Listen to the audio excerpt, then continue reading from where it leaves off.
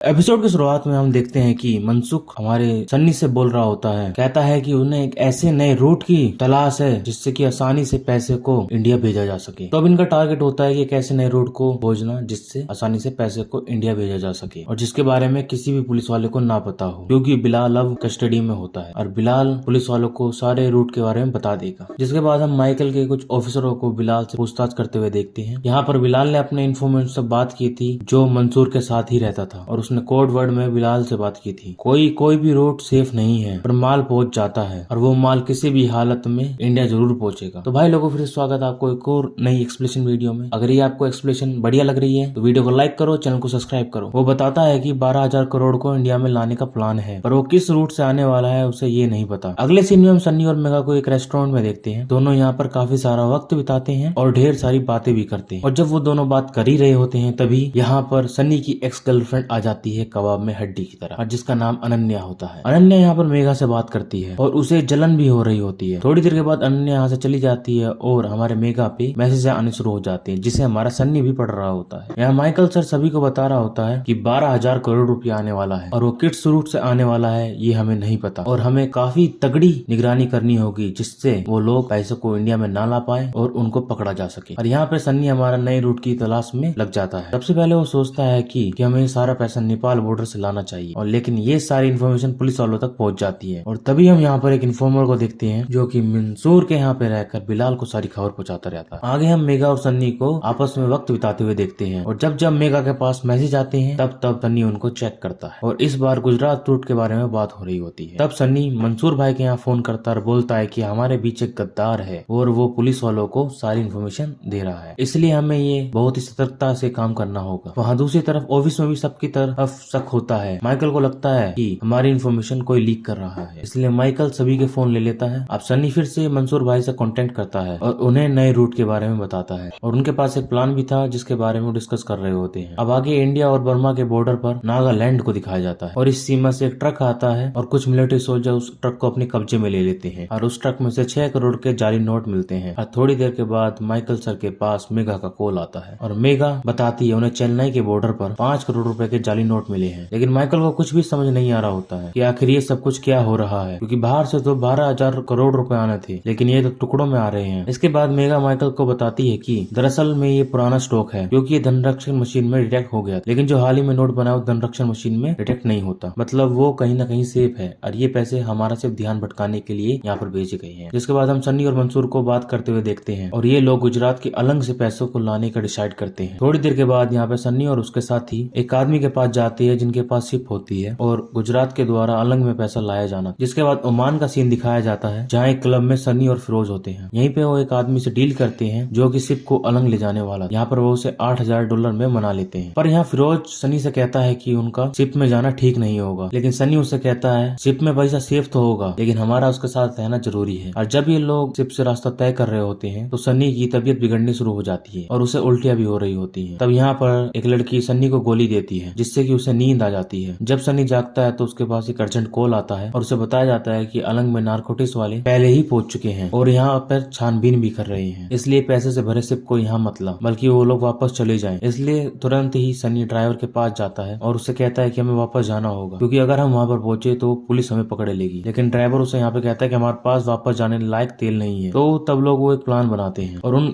मुंबई की एक जगह पर उन कंटेनर पर एक ट्रैकर लगाकर उनको पानी में छोड़ देते हैं, है ना पूरा फिल्मी सीन। और उनके पास यहाँ पर 3 कंटेनर थे और तीनों कंटेनर में वो ट्रैकर लगाकर उन्हें पानी में छोड़ देते हैं। इसके बाद खाली शिप को वो मुंबई भेज देते हैं, जिसे देखकर बहुत सारी भीड़ उमड़ आई थी और टीवी पर भी न्यूज चलाई जा रही थी कि ये एक अनजान शिप मुंबई के तट पर आ गया है जो कि भटक चुका था। लेकिन इस शिप पर माइकल सर को पूरी तरह से शक होता है। वो शेखर को भी ये बात बताते हैं और वहाँ उस शिप की पड़ताल करने के लिए चले जाते हैं, लेकिन उस शिप पर कुछ नहीं मिलता। और दूसरी तरफ सन्नी अपने साथियों के साथ उस जगह पर पहुंच जाता है जहाँ पर उन्होंने पैसा डुबाया था और वहाँ पर उस सारे कंटेनर को आसानी से निकालते हैं, ट्रक पे लोड करते हैं और एक जगह पे छुपा देते हैं। और आगे हम सन्नी और फिरोज को देखते हैं जो कि अपने काम से बहुत ज्यादा खुश होते हैं और वो नोटों के ढेर पे बैठे होते हैं।